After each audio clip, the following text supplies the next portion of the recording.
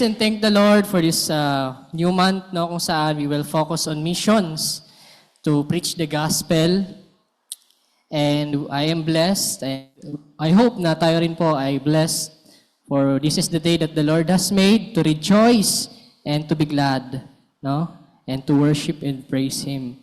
Natudako na po tayo mga kapatid for our message, for our preaching for today. And I'm praying na please be ready, no? Because our preaching is focused in deepening our relationship sa ating tema with God through missions. Yan. At makita po natin ang ating passage sa Ephesians chapter 1 verse 45. Dako na po tayo agad, no? Huwag na po tayo magpatumpik-tumpik. And since medyo mahaba-haba po onti ang ating pong message. Let us open our Bible, mga kapatid. In Ephesians chapter 1, verse 4 to 5, please. At hayaan niyo po ako na basahin ito sa inyo. Sabi po dito, ayon sa pagkapili niya sa atin sa Kanya, bago pa itinatag ang sanlibutan, upang tayo'y maging banal at walang dungis sa harapan niya sa pag-ibig. Tayo'y itinalaga niya sa pagkakupkup upang maging kanyang mga anak sa pamamagitan ni Hesukristo ayon sa kabutihan ng kanyang kalooban. Purihin ng Diyos sa pagbasa ng kanyang banal na salita. Tayo po'y sumandaling manalangin. Let us pray. Manaming Diyos na dakila at makapangyarihan sa lahat, kami po, Panginoon, ay lumalapit sa inyo. Nagpupuri, Lord, muli, sapagkat ito, Panginoon, ng araw kung saan kami po, Panginoon, ay nagkatipon upang sama-sama na muling magbulay-bulay ng iyong salita. Maraming salamat po, Panginoon, sa aking mga kapatid na narito ngayon at ang aming pong panalangin na itinataas sa inyo at hinihiling na kayo po nawa, Lord, ang patuloy na manguna at ang banal na spirito na nananahan sa amin ng siyang patuloy na magturo at magbukas ng aming puso at isipan, Lord, upang ang aming pong maintindihan at tanggapin ang inyong pong salita na nais po ninyong ipahayag, Panginoon, sa harapan po namin sa araw na ito. Lord, we pray na kayo po ang bigay ng lakas, ng talino, ng karunungan sa amin, O Diyos. At tulungan niyo po kami, Panginoon, na mai-apply po ito, Panginoon, sa aming pang-araw-araw na buhay. Maraming salamat po, Lord, sa pribilehiyo na ito na malaya po naming mapag-aralan ng iyong salita. Purihin ka, Panginoon, at kayo nawa ang mabigyan ng mataas na parangal. Ito po ang aming panalangin na itinataas sa inyo sa pangalan ni Jesus. Amen. So, ang ating pong topic for this first month of August ay pinamagatang the plan of God for the redemption of His elect. The plan, ano ba ang plano ng Diyos sa pagtubos sa kanyang mga pinili? Okay? Ano ba ang plano ng Diyos? Bakit niya tinubos ang kanyang mga pinili? Okay? So, our preaching ay nakapokus sa topic na ito at we will also uncover, mga kapatid, yung significance, yung importansya ng preaching the gospel to the predestined adopted children, no? So, i-connect natin yan, mga kapatid, mamaya. Ano ba ang connection ng mga itinalaga na ng Panginoon na bilang kanyang magiging anak sa preaching of the gospel sa kanila, no? So, the book of Ephesians, ito po ay sinulat, inspired by the Holy Spirit sa kamay ni Apostol Pablo. At dito po makikita natin yung revelasyon ng misteryo ng pagkatubusan. Okay? At makikita rin natin dito yung instruction ni Apostol Pablo sa mga Ephesian believers to live in a Christ-like manner. Okay? So, famous po ang passage, ang book of Ephesians sa Ephesians chapter 2 verse 8, no? Kung saan makikita natin dito, alam natin lahat yon, yung salvation is not based on human merit, yung human effort, yung good works ng isang tao, kundi ang salvation, ang katubusan, ay nakabase sa unmerited na pabor, na biyaya ng Diyos. And habang sinusulat to ni Pablo, yung Epeson, ay andun siya sa kulungan. No? Naka-house arrest siya sa Roma.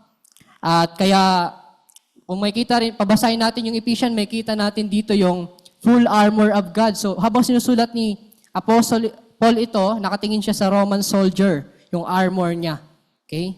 So, the full armor of God. For context, mga kapatid, sa ating passage, chapter 1, to. Sinumulan ni Apostol Pablo ang kanyang pagsulat, ang kanyang sulat, in introduction. In verse 1, sabi niya, si Pablo, apostol ni Hesukristo, sa pamamagitan ng kalooban ng Diyos, pinakilala niya ang kanyang sarili as apostle of God. No? Then followed by greetings. Grinit niya yung kanyang mga kapatid sa Efeso, mga saints in Efeso. Then, when we move on to verse 3, dito naman natin maktatagpuan yung sabi diyan, "Blessed be the God and the Father of our Lord Jesus Christ." So clearly, pinapakita ni Apostle Paul yung praise niya sa Panginoon. Pinupuri niya ang Diyos at ini-encourage niya ang mga believers na purihin natin ang Diyos. Let us bless the name of the Lord. Why?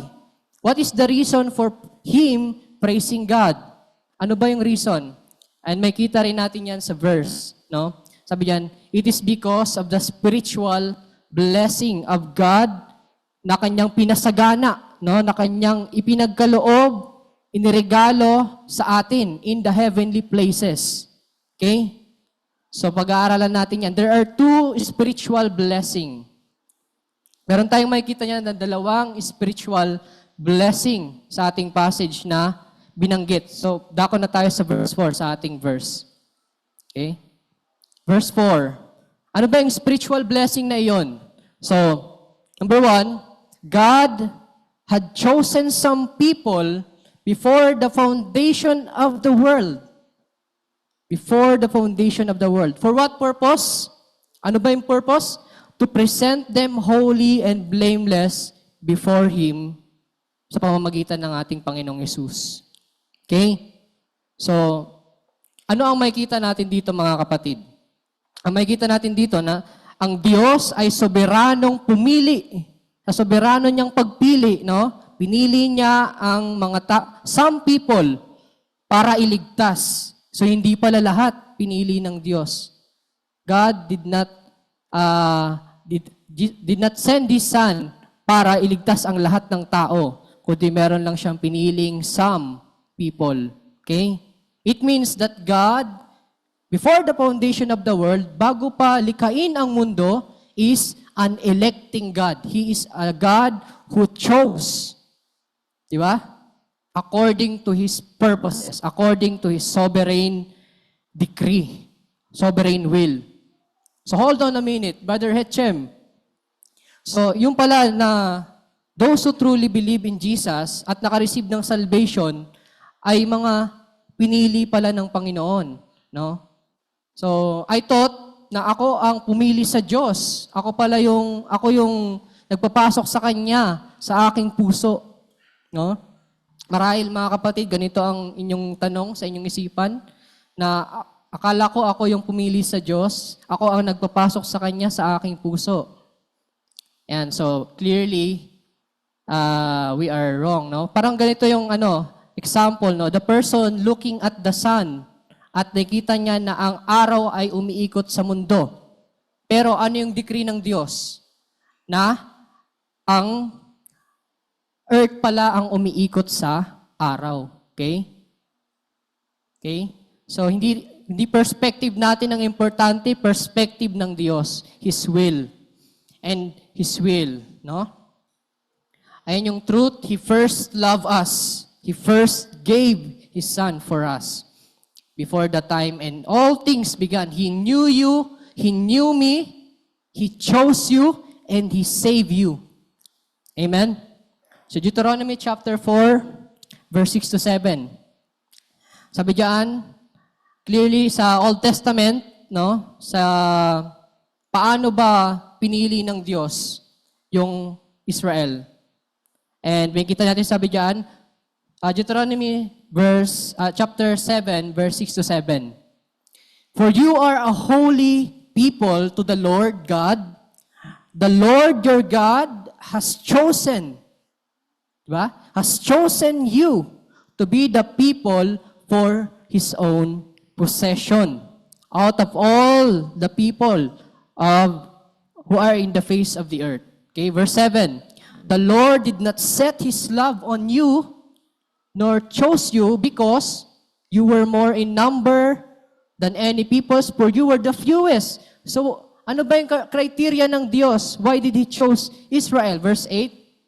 But it is because the Lord loves you and is keeping the oath that He swore to your fathers. Okay? It is to prove that God loves His people, no? At kasama yon sa pagpili ng Diyos, yung kanyang pag-ibig, okay, sa kanyang mga pinili. To show His love, to show His will, no? According to His will, His sovereign will. Kaya ka pinili ng Diyos. Walang nakita sa iyo ang Diyos. You are not cute before God, no? Kaya ka pinili niya. You are not attractive. You are rebellious against God. Okay? That's why God chose you according to His will. Now, may katanungan dito, why doesn't He just elect all people? Yan, kasama to sa mga tanong natin eh. Why doesn't God just elect all people to be saved, no? To be adopted sa kanyang family? So, He has the authority. Kaya niyang gawin yon, di ba? Why doesn't He do so? No?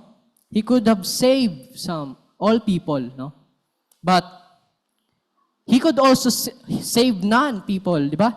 Kaya rin niyang hindi pumili ng lahat ng tao because hindi siya obligated na pumili. Yeah? We are undeserving na piliin ng Diyos. So, instead, He chose to save and leave others to the consequence of their sins, no? He chose to save some and leave others to the consequence of their sins. And mamaya mga kapatid, babaka pa natin yan ng scripture. Okay? So let's take a look mga kapatid. Matthew chapter 1 verse 21. Sabi diyan, you shall call His name Jesus dahil what? He will save His people. Diba? Their sins. Hindi all people. His people. Now, John 17 verse 9, I am praying for them. I am not praying for the world. Okay? Who is Jesus praying? His people. Okay? Connected. Exodus 33 verse 19. Sabi diyan, and He said, I myself will make all my goodness pass before you and will proclaim the name of the Lord before you. And listen to the verse. I will be gracious to whom I will be gracious. And I will show compassion on whom I will show compassion. So it is according to His will. Amen? That you are chosen. So we are blessed. Kaya tinawagin na grace, no? We are undeserving. No? Di karapat dapat, walang obligasyon ng Diyos na i-save tayo hindi siya under obligation, no?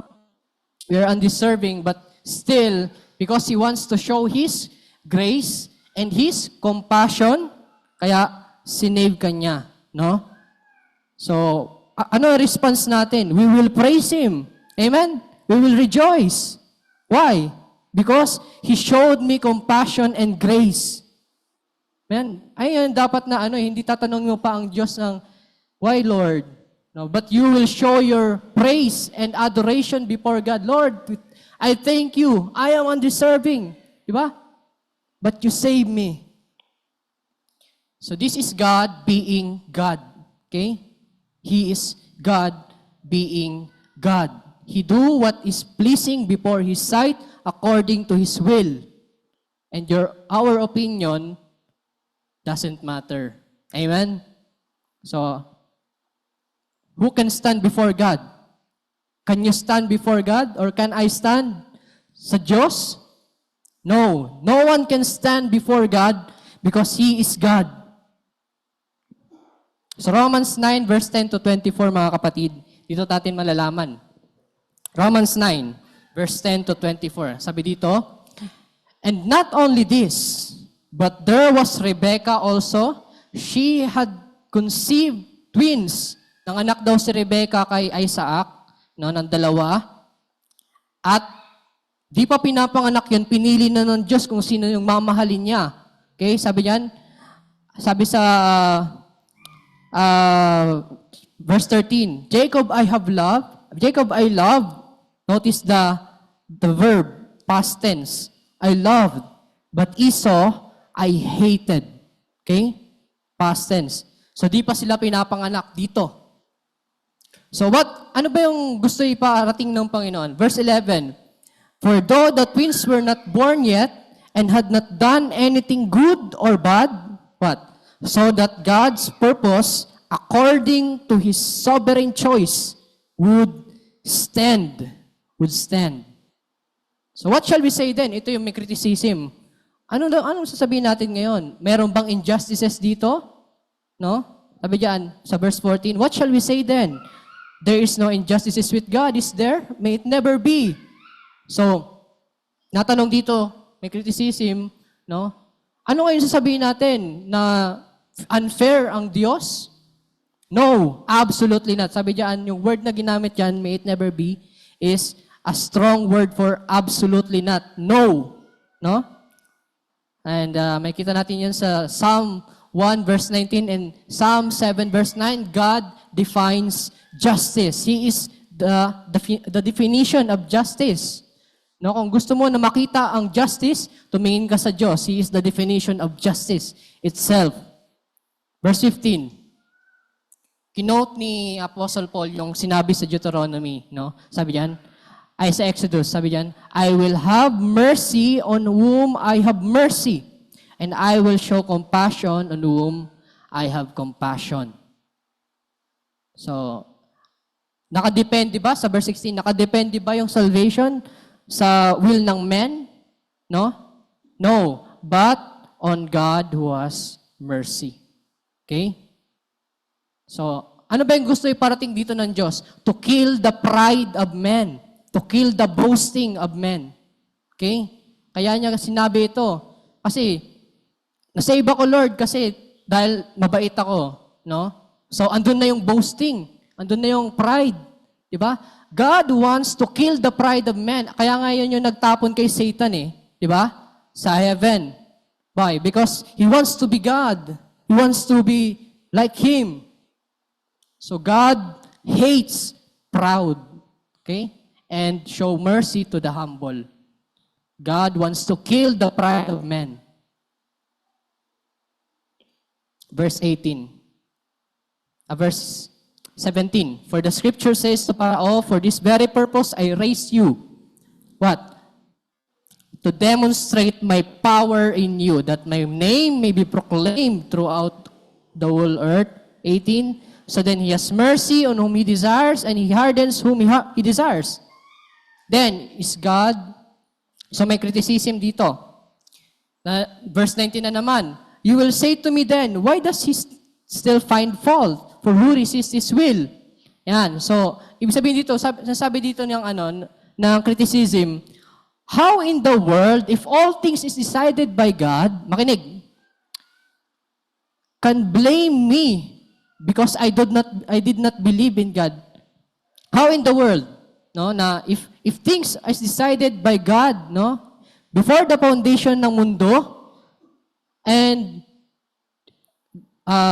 God can blame me if I don't believe, no, sa gospel. So it is unfair. May criticism. But on the contrary, ano sagot ng Diyos? Verse 20, who are you, O men, who answers back to God? Mas matalino ka pa ba sa Diyos? Di ba?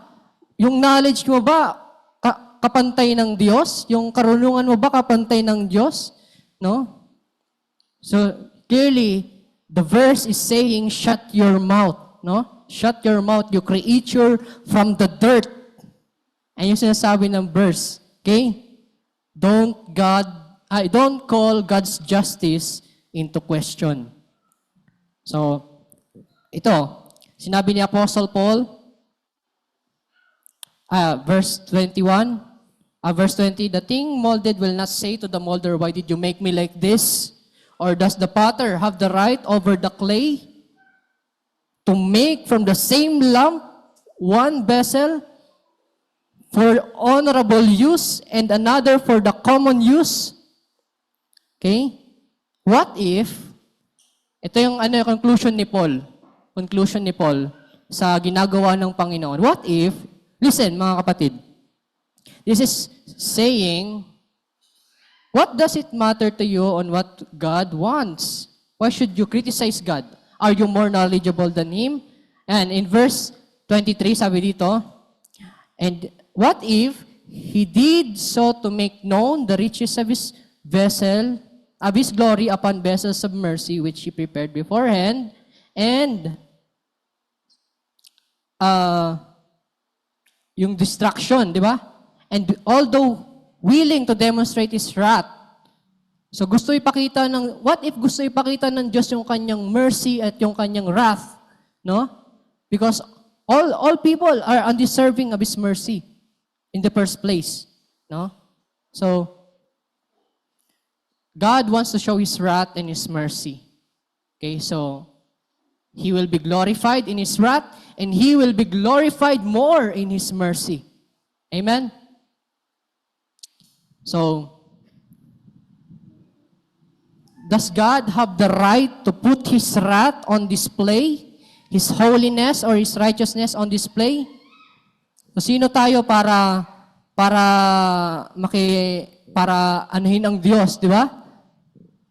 Bigyan ng counsel, bigyan ng katuruan ang Diyos na, Lord, mali yung ginagawa mo, unfair.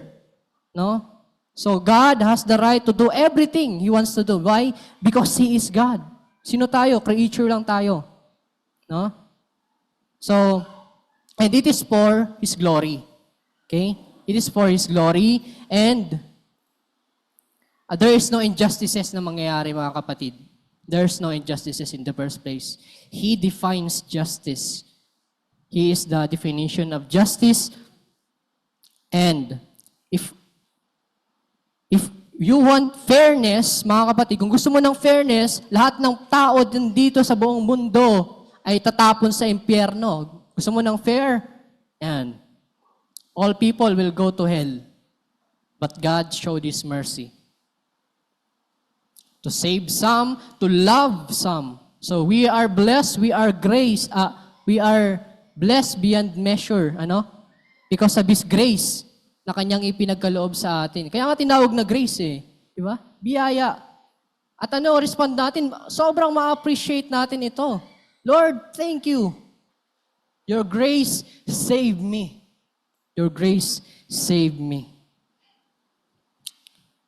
God had the right to kill me, this instant, and throw me sa impyerno with the lake of fire at papalakpak yung mga anghel, lulatiin yung mga anghel ang Diyos. Why? Because He threw this sinner, this wretched sinner, in hell. At luluwalhatiin siya ng mga anghel, papalakpak sila sa Diyos. Lord, we give glory to you. Tama lang na tinapon mo itong sinner na ito sa hell. So that's justice. But, makinig, electing some, choosing some, showing mercy to some, loving some, will give Him much more glory, much more praise. He will be declared, sinabi ni Moses, sa Exodus chapter 34, verse 6 to 7. Let us read, mga kapatid. Exodus chapter 34, verse 6 to 7. Sabi diyan, the Lord God, compassionate and merciful, di ba? Slow to anger and abounding in faithfulness and truth. Di ba? So, He will be declared because He showed mercy. And you and I are blessed. Amen? So, this is hard truth, mga kapatid. na marahil ay mahirap ngatain at i-absorb ng iba, no? And marahil magpo-formulate ng different kinds of questions sa ating utak ang iba, and many will be blessed because of this truth. And I hope na ma-bless tayo sa truth na ito. Okay? I pray na ma-bless. And may the Holy Spirit help us na ma-absorb ito so for our growth, no? For our spiritual growth, for the praise of His name. Pag-uwi natin sa bahay, Lord, I thank you. You saved me. I appreciate your gospel more. I understand kung bakit mo ako sinave. Why did you choose me? I don't deserve your grace. Yet you chose me. Okay? So, kung magtatanong kayo, bakit ako pinili ng Diyos? Ayan yung hard question. We don't know. It is according to His will, and it is not our responsibility in the first place. Di ba? Di natin alam kung ano yung will ng Panginoon. Why did He chose me? I am a sinner. Ikaw at ako ay makasalanan. Di ba? Ano nakita sa'yo ng Diyos? Bakit ka sinave, no? Are you more righteous? Are you blameless? Far from it, mga kapatid. It is because of His will. And it is not our responsibility na questionin pa, why, Lord? Though, it is also part, no? Naka-question natin, Lord, why did you save me? I'm a sinner. So part yun ng ating growth, no? Part yun ng ating acknowledgement, no? That we are sinner and He is holy. Karapat-dapat nang naitapon mo ako, Panginoon, but you saved me. So mas ma-appreciate natin yun. Pero kung tatanungin mo para i-criticize ang Diyos, bakit mo sinave to? No? So, it is not your responsibility. It is according to His will. We are just creatures. Okay? Kung papasok natin yung utak ng Diyos sa atin, nasabog yung utak natin. Kaya, we can only leave it to God. Our responsibility lang, mga kapatid, is to know kung ano yung nireveal ng Scripture. Okay? To know kung ano yung nireveal ng Scripture sa atin. Amen? So, number two. God predestined us for adoption. This is the second spiritual blessing ng Panginoon. So, predestined. Kanina, napag-aralan natin kay Brother Mark, no? About predestination. Yung meaning nun sa Tagalog, itinalaga. No? Ito ay ayon sa plano ng Diyos. Okay? Plano. So, it is according, verse 5, no? So, purposes and will ng Panginoon. Sino ang mga predestined ng Panginoon? To adoption. We are talking here about adoption, mga kapatid. Pagkakup-kup. Hindi ka lang sinave ng Panginoon, kundi ginawa kanyang anak. Okay? Kinup-kup ka niya, inadapt ka niya bilang isang anak. So, who are the predestined children? His elect. Yung mga chinos niya, pinili niya. According sa kanyang purpose and His will. Okay? According to His purpose. So, adoption is part of God's predestining plan for His elect. Okay? So, not every human, hindi natin pwedeng sabihin na lahat ng tao sa mundo ay anak ng Diyos. Okay? So, pwede natin sabihin, lahat ng tao sa mundo ay nilikha ng Diyos. But, hindi lahat ng tao sa mundo ay anak ng Diyos. Okay? We must be clear with that. Sa predestined, ano ba yung meaning ng predestined? Sa Greek, proorizo. Verb, siya, no? Which is predetermined. Predetermined, dinicide niya na beforehand. God decreed from eternity past na foreordained niya na, di ba? Na-appoint niya na-decide niya before ilikhain ng buong mundo. So before you existed, bago ka pa naman pinanganak, no? At ang universe ay nalikha, ang creation, all creation, no? God already predestined those whom He will adopt. Okay? Before even, pati yung seconds, yung minutes, di ba? Siya rin yung gumawa niyan eh. Minuto, segundo, di ba? Even the time, matter, space was created, God has predestined. those people na i-adapt niya. No? God saw you, God knew you, God looked upon you in your sin, and God looked upon His Son, Jesus Christ. And He predestined all true believers that He chose before the foundation of the world through the crucified Son. No? To be forgiven sa kanilang mga kasalanan at ma-adapt sa kanyang family. God's family. Now, may tatlong implication dito na may kita tayo. Okay? Tatlong implication of God predestined us for adoption. Ano ba yung meaning nito? What does this verse imply? Number one, letter A. God, predestined adoption. Makinig mga kapatid. Predestined adoption is from Him. Verse 4. Predestined adoption is from Him. He chose us in Him before the foundation of the world. So God did not adopt us according to our worth. Hindi tinadapt tayo ng Panginoon according sa ating worth, no? Sa ating mga actions. Hindi pa tayo na pinapanganak, hindi pa natin nagagawa yon. Hindi pa nga nakikita ng Panginoon yung mga attractive things kung meron man sa atin, no? We didn't even exist or form attractiveness yet. Now, to prove our worth, God already predestined, no? Those whom He will adopt. So, sino mang lalapit kay Kristo to become His children by His will, not. So, it is according to God's will. No? John chapter 1, verse 12 to 13. Ayan. John chapter 1, but as many as receive Him, to them He gave the right to become the children of God, even to those who believe His name. 13. Who were born sa pamamagitan ng ano? Not of blood, hindi sa dugo, hindi sa will and flesh ng tao, kundi saan? Will of God, but of God. So it is according to Him. 1 Corinthians 1:27, verse 29. 1 Corinthians 1:20, sabi diyan, but God has chosen, andito naman yung word na chosen, the foolish things to shame the wise. Okay? God has chosen the weak. Di ba? Notice that the word chosen. Chosen. It is filled with chosen. Why? Verse 29, so that no man may boast before God, to kill the pride of men. Okay? Humans are prideful creatures. No? Sinabi nga sa Bible that they are son of the devil. Yan. Anak sila ng demonyo, the father. In John, no? They are prideful creatures. So God hates the proud, but gives grace to the humble. 2 Timothy 1:9, who has saved us and called us, ayan, with a holy calling na naman, not according to our works, but to what?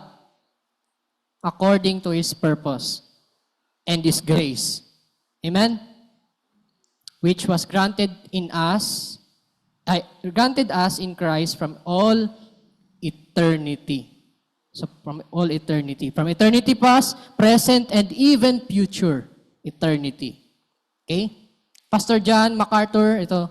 So I want to quote ni Pastor John. Sabi niya, the fact that God chose us is all over the Bible. Di ba? May kita natin sa Bible. It isn't that He chose us because He knew na pipiliin natin siya. No. But what? It is because if He hadn't chose us, we would never chosen Him. So, God chose us, God loved us first. And we love Him in response. No? Therefore, ano ba yung ano dito? Ano ba yung gusto sabihin lang dito? Therefore, our adoption, ito yung comfort sa atin, is secured, is assured. Di ba? Hindi nakabase sa human will, kundi sa will ng Diyos. Therefore, our adoption ay assured, secured, certain. Di ba? Di nagre-rely sa performance ng tao. But it was decided from eternity past by God. Okay? It is unmoved, cannot be undone, irreversible. It is sure because God decreed it to come to pass. Okay? According to His everlasting purpose and will. And no one can stand before God. Even be it in heaven, even more on earth. Amen? Letter B. Na implication ng God predestined us for adoption. Sabi diyan, predestined adoption is through Him. Kanino? Through Jesus Christ Himself. No? In love, sa pamamagitan ng pag-ibig niya, ay kanyang itinalaga tayo for adoption para sa pagkakupkop sa pamamagitan ng kanyang bugtong na anak ng ating Panginoong Jesucristo. So in order for God na ma-adopt tayo into His holy family, kailangan muna natin maging blameless, maging holy, maging righteous, maging pure, without single dot ng darkness. No? But the question is, ganun ba tayo? No. We are pure, unholy, di ba? Unrighteous before God. We are filthy rags before Him. It is impossible to do it. So the first qualification pa lang, blameless. Are you blameless before God nung hindi ka pa nakakilala kay Kristo? No. No? Tayo ay may kapintasan sa harapan ng Diyos. So it is impossible. So yung first qualification natin, first exam natin ay hindi ang exam natin sa school, driver's license, but the exam of qualification of God. Di ba? Qualification, and we fall short. Zero. Zero tayo doon. Okay? We fall short of the glory of God. Romans 3:23. Therefore, we are criminals, we are sinners. Nasa death row na tayo. But He who is rich in mercy and grace ay pinadala ang kanyang bugtong na anak upang tayo ay iligtas at mamatay in our place. So hindi ka niya pinili, predetermined, no, na i-adopt dahil ikaw ay good manner. Di ba yung adoption, pag pumunta tayo sa orphanage, mga kapatid, at pumipili tayo ng kung sino yung i-adopt, pipili tayo ng mga good-mannered, mga cute na mga bata, di ba? Mga attractive. Ay, ang cute naman neto. Ito nga yung adopt ko. Yan, speaker na tayo. But God, di ba? He can find the cutest and most attractive kid in the world. Ano yung nakita niya? Ugliest, rebellious kid in the world. Okay?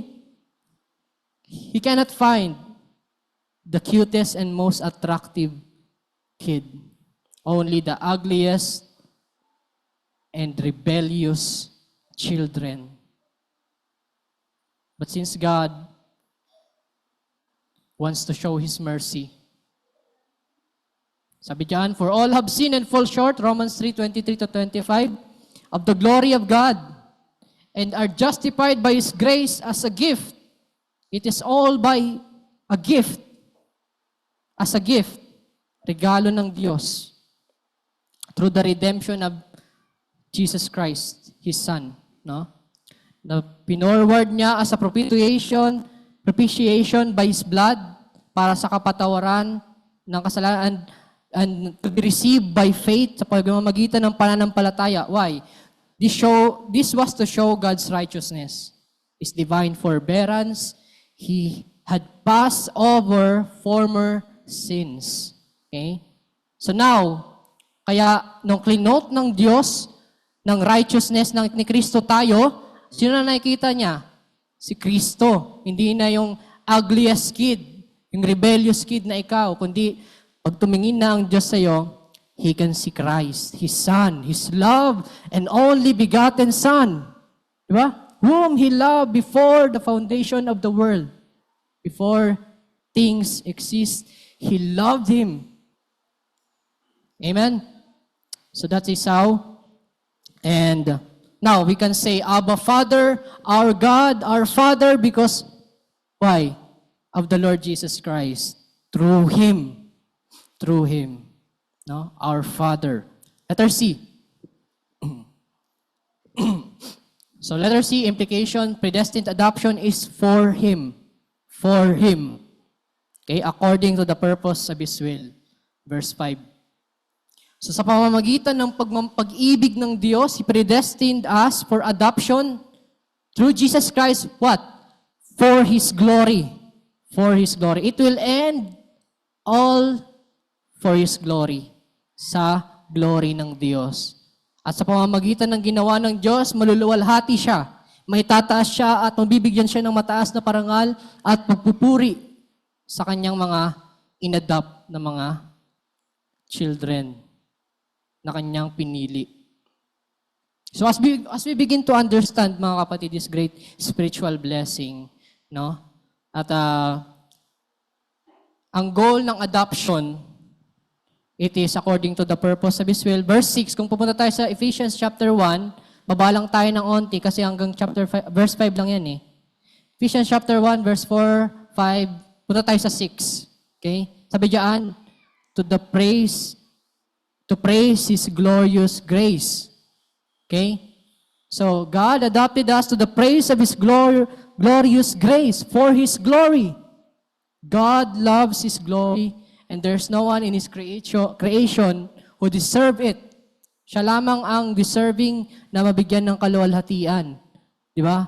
Kung tatanungin tayo, deserve ko ba na mabigyan na kunin yung kaluwalhatian ng Diyos? So, many times we take the glory of God most of the time, no? Kinikredit natin sa sarili natin, ito, ang galing ko.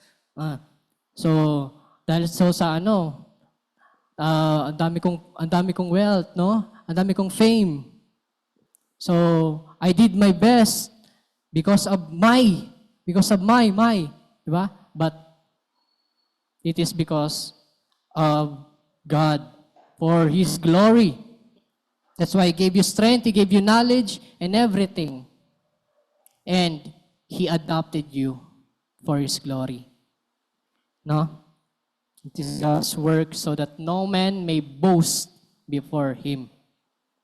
At all things ay God-centered. No? God-centered lahat ng ginagawa ng Diyos. He saved you. So God sent His Son into the world to save you.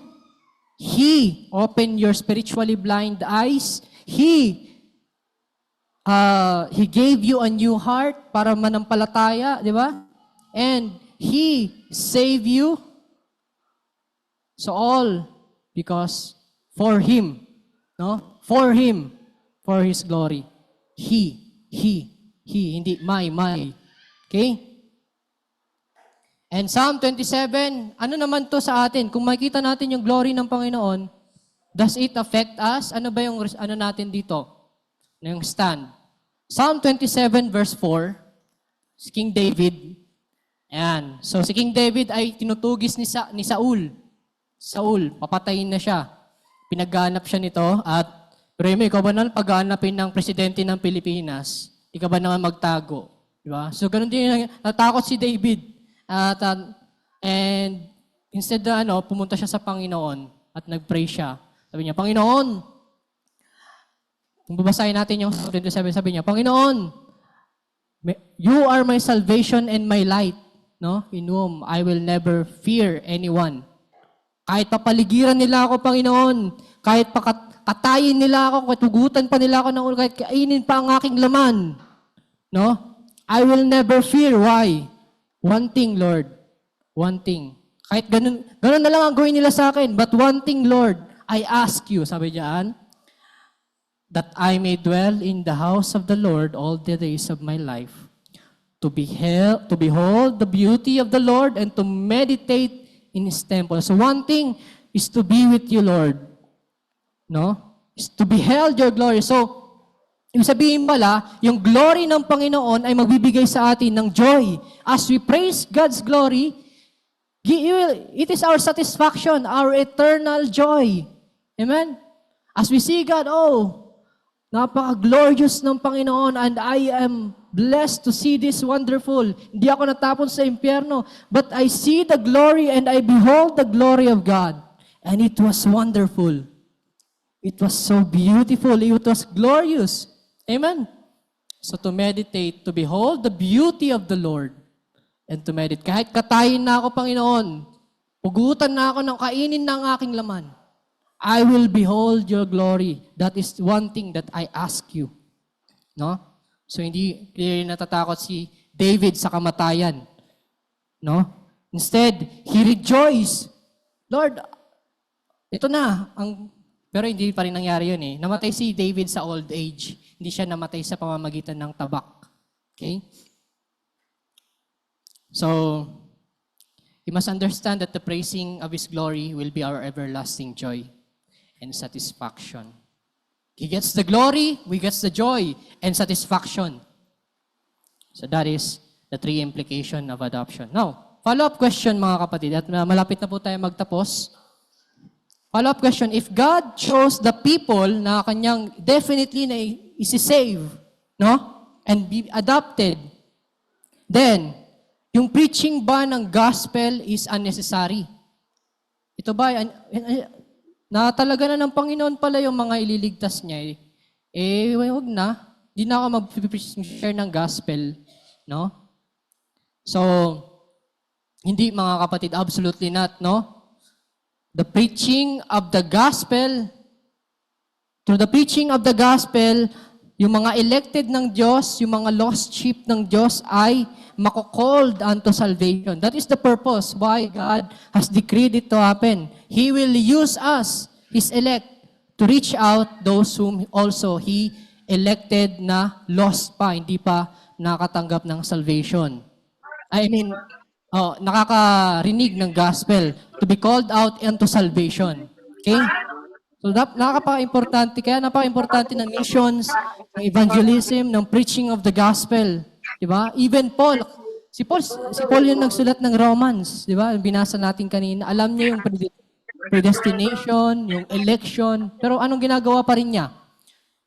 Halos mamatay na siya, halos mapilay na siya, kaka-preach ng gospel. Why? Because he wants to call out the elect. He has the heartbeat for the mission. Alam niya yung mangyayari. If they will not believe, they will perish. No? Luke 19 verse 10. For the Son of Man came to seek and to save what? The lost. Now, Romans 1:16, kabisado to ng iba, for I am not ashamed of the gospel, for it is the power of God for salvation to everyone who believes, sa Jew first at also sa Greek. No? The gospel is the wonder-working power of God to salvation. So, anong sabi ni Apostle Paul? I am not ashamed. Hindi ko kinahihiya ito because this is the only way to call the elect, to call the people to be saved. It is life or death. Di ba? Life or death, heaven or hell. Yan. Wrath or judgment, grace or yung mga ano dito, ate. Okay. Hindi lamang ito pinag-uusapan yung buhay, kundi pati ang kaluluwa ng tao. So, mga kapatid, let us preach the gospel. No? Yung payong doon, nakalapag ng those Acts 13 verse 48. Acts 13 verse 48. When the Gentiles heard this, they began rejoicing and glorifying the word of the Lord. And what? As many had been appointed to eternal life, what? Believe. So nakita naman natin dyan yung appointed to eternal life. What? They effectually believe. And effectual calling, tinatawag. So as you heard the gospel, if you are the elect, hindi natin kilala kung sino yung elect, no? At kung sino yung hindi elect. And ang binigay lang sa atin na task ng Diyos is to preach the gospel. And those who will hear and respond to the gospel will be saved. Probably be the elect. No? So, what is our principle? Meron pa palang verse. Romans 10 verse 14 to 15. Sabi diyan, how then will they call on Him in whom they have not believed? And how are they to believe in Him on whom they have not heard? And how are they to hear without preaching? And how are they to preach unless they are sent? So, tinatawag ka ng Panginoon, no? All of us here today, na nakarinig ng gospel and respond to the gospel. What? If you have the gospel, preach it. Di ba? Share it. So that the power of God may be known. The gospel and the power of God will be proclaimed. The power of God unto salvation. Okay? So principle, dito na po tayo magtatapos. The gospel we receive and believe is the power of God to salvation for the lost, pitiful soul. A power not only to transform lives, but also, most importantly, to give them eternal life para they will never perish. Application. Therefore, mga kapatid, gaya ng sinabi ng Panginoon as He ascend, go ye into the world, so let us go, no? Preach the gospel in the street, in the mountain, in the sea, in season or out of season. And let us call out the lost soul by preaching the gospel. The power of God unto salvation. The power of God. The question is, did you truly receive the gospel? Did you truly believe the gospel? Do you have the gospel in you? Okay? Then if you have, preach it. Okay? Share it. Conclusion, the plan of God for the redemption of His elect ay His chosen people, yun, is to present them to Him holy and blameless in love. He adopted them to be sons and daughters in Christ according to the purpose ng Kanyang kalooban para sa ikapupuri niya, to the praise of His glorious grace and for our eternal satisfaction and joy. So our adoption therefore is secured, sure, and we can now call to Him, Abba Father. O Father, let us pray mga kapatid. Our Father, we truly are blessed, Panginoon, for your word that we have heard today. Thank you, Lord, for the assurance, Panginoon, the surety ng inyong pagbigay ng adoption, Panginoon, pag-adopt nyo sa amin, Lord, na nakatanggap ng kaligtasan at nanampalataya, Panginoon. Thank you, Lord, for reminding us of the comfort of this truth, Panginoon, that we received today. Help us, Lord, to be challenged. Now, Lord, that we have received the gospel, may we preach it, Lord. Give us a heart, Panginoon, a heart for mission, to preach the gospel, Lord, to share it to our co-workers, to our classmates, because this is the only way, Panginoon, for them to hear it and be saved. For you to call them, Panginoon, unto salvation. So we pray this in Jesus' name we pray. Amen. Let us pray for our